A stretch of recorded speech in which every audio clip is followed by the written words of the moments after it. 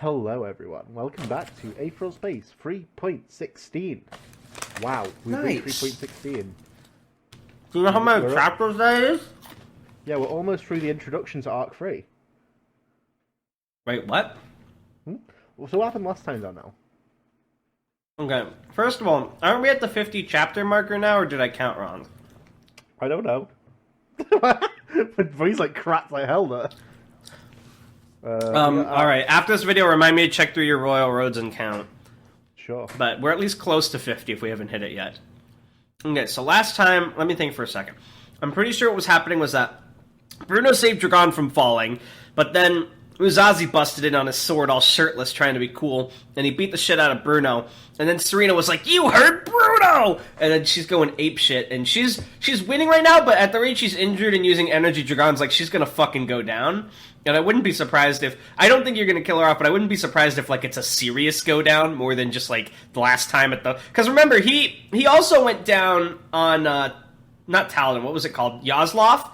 Like, they did kind of the same thing, and I feel like this can't be good for his body. And well, how much time has passed between Arc 2 and 3? A little bit of time. Okay, that's not very...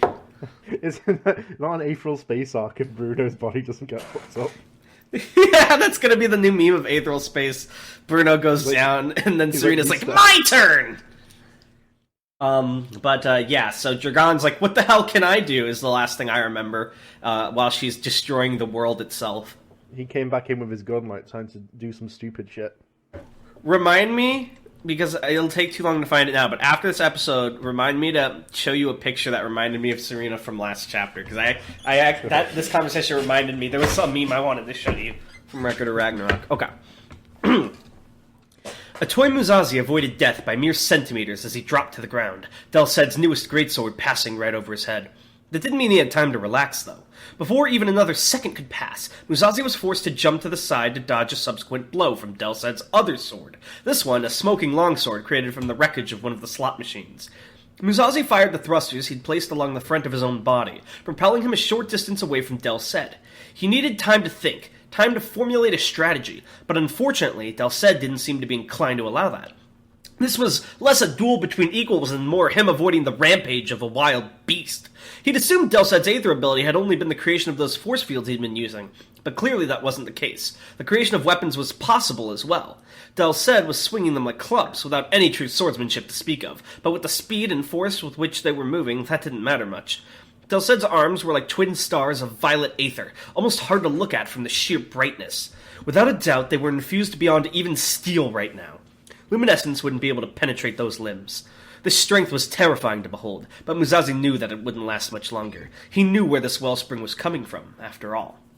As far as Muzazi knew, there wasn't an agreed-upon name for the technique. Some referred to it as overclocking, that makes way more sense.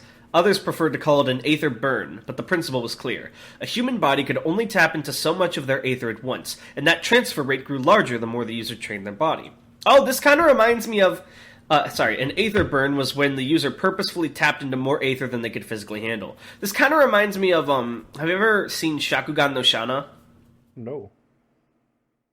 There's like, so there's this idea that your soul has a certain amount of power, and there's and like, sometimes if you die but you weren't supposed to, you get replaced by what's called a torch, which is like a weird clone of yourself that has a limited time before you disappear and have stopped existing. And there's a guy, he's a torch, right? And he doesn't know how his original body died, but he has this thing called, like, the Midnight something, and it refreshes his soul. So they, like, train him so his soul can hold more power, so he just becomes a big container for magic for other people to use. But he has to, like, keep training it by burning more of his life force away. And normally people couldn't do that because they would just die, but because he refreshes, he, like, keeps making the well bigger. I don't know, it kind of reminded me of that. Sorry, that was a little tangent. I just thought it was a cool visual. They'd experienced vastly increased strength for a short period, to be sure, but their body wouldn't be able to withstand it. Before long, their organs would turn to slurry, and their skin would shrivel into sandpaper. And that would be that. It wasn't quite as bad as Aether Awakening, but it was a suicidal technique all the same. I assume that's when you first use your Aether power, or like when you get a new ability or something. Well, maybe we'll find out more later. Well. How long would Delsed last then? A couple of minutes at the most. All he had to do was continue avoiding attacks until then. However, circumstances were making that difficult. Musashi whirled around, spinning luminescence to deflect a series of stun bolts that had been aimed at his back. He glared up at his secondary attacker, Dragon Hadrian, with that detestable stun pistol clutched in his hands. This casino was separated into two levels. He's waiting for a moment to shoot him in the back. This casino was separated into two levels. The ground floor, where Musashi and Delsed were engaging in proper combat, and an upper deck, where Hadrian had cowardly positioned himself. Musashi hadn't had the chance for a proper inspection, but he believed that the stairs up there had been destroyed at some point during Delsed's onslaught. Ascending to Hadrian's position would mean jumping from here, then, which would make him an easy target for Delsed. Musashi bit his lip. This was an unfortunate situation. "A toy," said Maria over his earpiece. "I've lost sight of you. Talk to me." "I am engaging Delsed and Hadrian," he replied, leaping over a room-length swing from Delsed that destroyed the sword in the process. He landed on the chandelier, keeping hold of the golden chain that connected it to the ceiling with one hand. Excuse me. "Things aren't going as easily as I'd hoped. Where are you?" "That Bowman's a real pain in the ass," she sighed over the radio. "He was blocking every one of my shots, so I'm on my way to your location now. That fine with you?" Musashi dropped off the chandelier as Hadrian fired off another flurry of stun shots, readying luminescence to block Delsed's next blow. 2 versus 2. Yes, that would be permissible. Please hurry. "Roger Dodger." Delsed lashed out with a massive, flexible sword formed from the carpet they'd been standing on. Okay. Flexile sword formed from the carpet they'd been standing on, and although Musashi managed to block it, the strike sent him flying towards the broken window. A thruster on his back provided enough propulsion to stop him from completely falling out, but it was a close thing. His feet were right on the edge of the gap. At least from this position, he had a clear view of both Delsed and Hadrian. Turning his back on the cogitant was the last thing he wanted to do, given prior experience, but defending himself from Delsed's attacks had made it increasingly necessary. Hadrian couldn't attack continuously either, though. At some point, he'd have to recharge that stun pistol of his. That would be Musashi's chance to deal with the secondary threat. I'm just imagining, like, a fucking magazine reload where you, like, drop the bullets out and slam it in, but it's, like, AA batteries. I love there's, like, one student Smo right now. Yeah, except fucking Smo in this case, Dragon isn't doing shit. Musashi held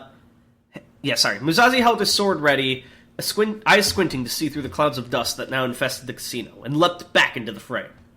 Ruth poured all her remaining aether into her legs, not to strengthen them, but just to keep them stable enough that she could keep running. Sweat poured down her forehead as she charged after Skipper down yet another alleyway, casting a glance behind her every few seconds to check for pursuers. There weren't any. For the moment, at least, it seemed they'd escaped the fifth dead. Sorry. Who's talking here? That was a smug, high-pitched voice. "You're running pretty hard, huh?" said a smug, high-pitched voice from up ahead.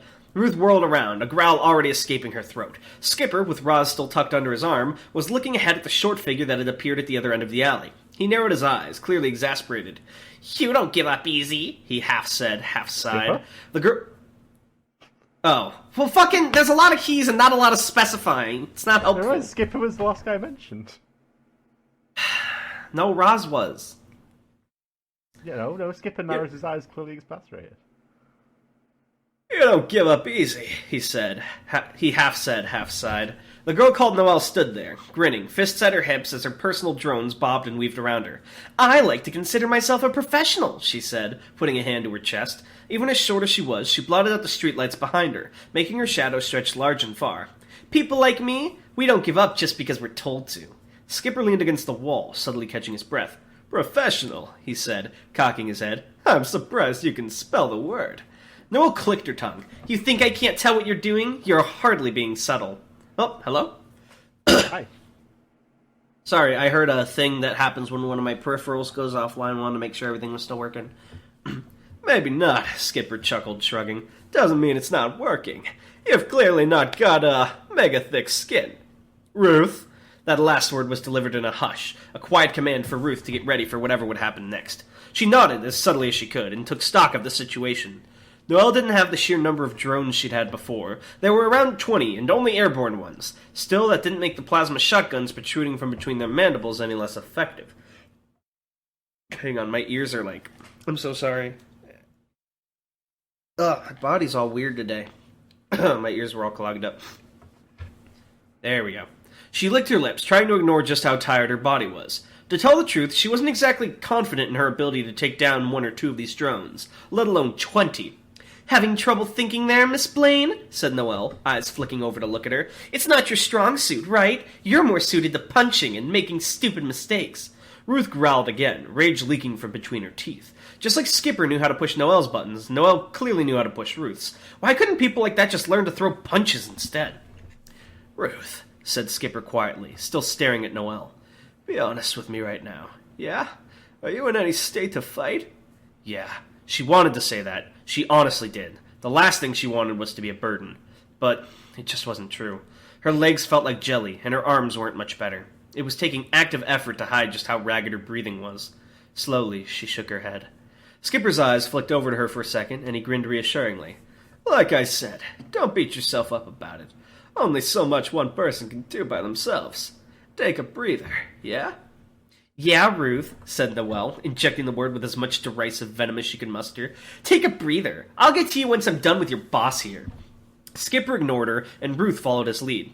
"Ruth," he said, casually stretching, "you might want to take some cover for this one, yeah?" Ruth caught the dangerous glint in his eye, paled slightly, and nodded. A second later, she was charging behind the nearest dumpster, dragging the unconscious Roz behind her by the arm. I guess she took him from Skipper. Noelle raised an unimpressed eyebrow as she regarded Skipper. "Are you trying to act cool or something? Run, I'll hold them off. That kind of thing? That's kind of weird, you know?" Skipper just grinned, cracking his neck. "I'm a weird kind of guy, you know? I'm the kind of guy who cuts the crust off his pizza and eats it separate. A real freak." So quirky. With such form and technique that it could rival Dragon, Noelle rolled her eyes. "I didn't ask." "Too bad. So, are these drone things of yours gonna attack, or do you want to play some hopscotch first?" Noelle sighed, rubbed the bridge of her nose. "Kill him," she said almost casually, waving a hand vaguely in Skipper's direction. A second later, each and every drone sparked with cyan aether, the command being transmitted, Ruth realized, and they surged forward as one. As they approached with a series of screeches, the drone's shotguns began to glow an incandescent orange, the plasma preparing to fire from deep within. It was like a cloud of his T-wasps. I don't even know what that meant to say. It was like a cloud of angry wasps had just designated Skipper as their target, and as Ruth watched, that cloud converged around him from all angles. Just before his face left her view, Ruth caught a glance of Skipper's grin. She ducked further under cover. "Heartbeat landmine," he said, and then the world exploded around him. Musashi deflected two more of Hadrian's stun shots, and the third sailed over his shoulder to zoom out into the night. While Hadrian was a better shot than Musashi had expected, he clearly didn't have much experience with firearms. Delsed wasn't much better, but the difference in ammunition made that a much more dangerous opponent. The dust was billowing around Delsed like a cloak, and every time they thrust their hands out, that dust would collect into a perfectly shaped longsword in that hand. With a roar of anger, they hurled their latest acquisition at Musashi like a giant throwing knife. Dodging to the side, Musashi narrowly avoided that sword and another shot from Hadrian, taking cover behind one of the still-standing slot machines. This wasn't going as he'd hoped. Delsed was more resilient than he'd given him credit for, and Hadrian's interference made it difficult to launch an attack. Musashi placed his palm flat against the slot machine and primed hidden thrusters on its surface. The angle wasn't perfect, but it would suffice for a distraction. Leaping out of cover, Musashi sent the slot machine flying towards Delsed, the gambling apparatus looking for all the world like some kind of rocket ship. Then, while Delsed was occupied, Musashi charged up the rubble that now littered the lower section of the casino and leapt towards the upper deck, luminescence held overhead. If he took out Hadrian now, he could concentrate on Delsed. That was his path to victory. His aether was running low after all this dodging and flying on luminescence, but he still had enough for this. Standing as he was on the upper deck, Hadrian's eyes widened as he saw Musashi approach. And then, they flicked to the side. Danger. Without missing a beat, Musashi swung sideways in midair and made to block the attack he knew was coming. Doubtless, Delsed had managed to create yet another weapon from the slot machine, or had simply renewed his creation of dust swords. No matter, he'd deflect the attack and continue on his present course. But his blade met empty air. No attack came. For a moment, Musashi's brow furrowed in confusion. Then, his heart dropped. Delsed was still in the lower section, collapsed on one knee, blood dribbling from their mouth. They were in absolutely no state to attack. Hadrian, on the other hand, a choking noise escaped Musashi's throat as the first stun bolt struck him in the side, slowing his momentum and causing him to fall short of his intended destination. Rather than landing right in front of Hadrian, he rolled to a stop right at the edge of the upper deck, around a meter away, and as he went to get up, two more stun bolts struck him in the right arm and leg respectively. This wasn't happening. Surely this wasn't happening. He couldn't have made such an idiotic mistake. And yet he had. The thump of another stun bolt into his back confirmed that. Hadrian wasn't even aiming at him that much. He was just pointing the stun pistol in Musazi's direction and pulling the trigger as many times as he could. Even as his limbs stiffened and grew numb, Musazi's resolve remained firm. He would not allow this to happen again. Even if his body wouldn't do as he demanded of it, his Aether would not betray him. He created a thruster on the back of his slow leg to speed it up, propelling it into a vicious kick that sent the stun pistol flying into the air, out of Hadrian's hands. The coward staggered backwards, watching his weapon as it sailed away, eyes full of fear. Musazi knew he'd collapse fully before long, but so long as he could finish Hadrian before then, it would be worth it. He'd make it through this situation and become stronger for it. More thrusters. On his arms, his legs, his back, enough for him to roughly manipulate his own body like a puppet. He forced his arm into an outstretched position, fingers curled to seize Hadrian's throat the moment they made contact, and propelled himself forward like a bat out of hell. Hadrian's face, dismayed and defeated, grew larger in Musazi's vision in a second, close enough to be touched, close enough to be executed. The cogitant's eyes flicked to look behind Musazi. If Musazi's throat had been working properly, he would have screamed with anger. That won't work twice! His hand curled around Hadrian's throat, and with the help of tiny thrusters along his knuckles, he began to squeeze. Something struck Musazi in the back, and the intensity of his thrusters began to die down, like the engine of a car slowly winding down. Before long, he was still standing, only through his own willpower, and his fingers were limp against Hadrian's throat. They could barely twitch, let alone crush. It was happening again. A feeling of distinct despair setting in, Musazi turned his head as quickly as his body would allow, which wasn't very fast at all. 2 more of the projectiles struck him in the time it took to see what was happening. 3 long strings of Neverwire, their red glow standing out in the dim of the ruined casino, had latched onto Musazi, fixed tight onto his back like harpoons into a whale. His eyes, already growing blurry, followed them to the source. The broken window. 2 cars were parked just outside the open window. Their doors were open, and the Neverwire binding him had been fired by the armored security officers who had jumped out. Petro had been right then. Hadrian was working with the city's government this time. The bald officer who seemed to be in charge glared at him from down below, a truly substantial stun cannon held in his hands. There was a click from just out of his vision, the sound of a stun pistol being readied. Musazi's eyes, wide with impotent fury, flicked back to Hadrian, just in time for the cogitant to press the barrel of his stun pistol against his cheek. A strangled gasp escaped his throat. No, this wasn't possible. He'd kicked the pistol out of Hadrian's hand. But the answer was simple, almost idiotically so. Hadrian had a second gun, one he hadn't used yet so as to lure Musazi into a false sense of security once he disarmed him. It barely even qualified as a strategy, yet he'd fallen for it all the same. His rage had led him to walk into that pit. Hadrian smirked. Gotcha, he breathed out, and pulled the trigger. In the moment before the final shock ran through his body and plunged him into unconsciousness, Musazi shut his eyes, teeth gritted in utmost frustration. He'd let it happen again. Noelle stood there, mouth gaping open and eyes nearly as wide, as the scrap that had seconds ago been her drones rained down. Skipper had done something, Ruth knew that, but it wasn't something she'd seen before. It had been like a heartbeat shotgun, but from his entire body, taking out the drones that had converged on him like some kind of shockwave. "Whoa," said Noelle, mouth seemingly unable to form the word. Her eyes were unfocused, not even really looking at her broken drones or her enemies. It was as if this turn of events was something completely incomprehensible for her. For a moment, Skipper seemed intensely fatigued, but in the next second his posture had returned to its usual relaxed slouch. He shrugged, smiling a lopsided smile. "Well, that's that," he said, as if nothing had happened. "Come along, Ruth." And with that, he strolled past Noelle, passing the paralyzed girl by without a second look. A second later, Ruth, working up the nerve, followed after him, Roz slung over her back. She gave Noelle a cautious glance as she walked past, but the girl didn't even look her way. To tell the truth, without those drones of hers, Noelle wasn't that intimidating. While there were stray sparks of cyan aether zipping around her, the strength of them wasn't anything especially impressive. It was around the same level as Dragon's, or maybe even lower. Or the same level as Dragon's had been. Again, Ruth's heart dropped at the sudden remembrance. She strode past, head angled down so that nobody could see the tears. From behind her, she heard Noelle's blood-curdling scream of frustration, but she didn't turn to look. She just had to keep moving forward.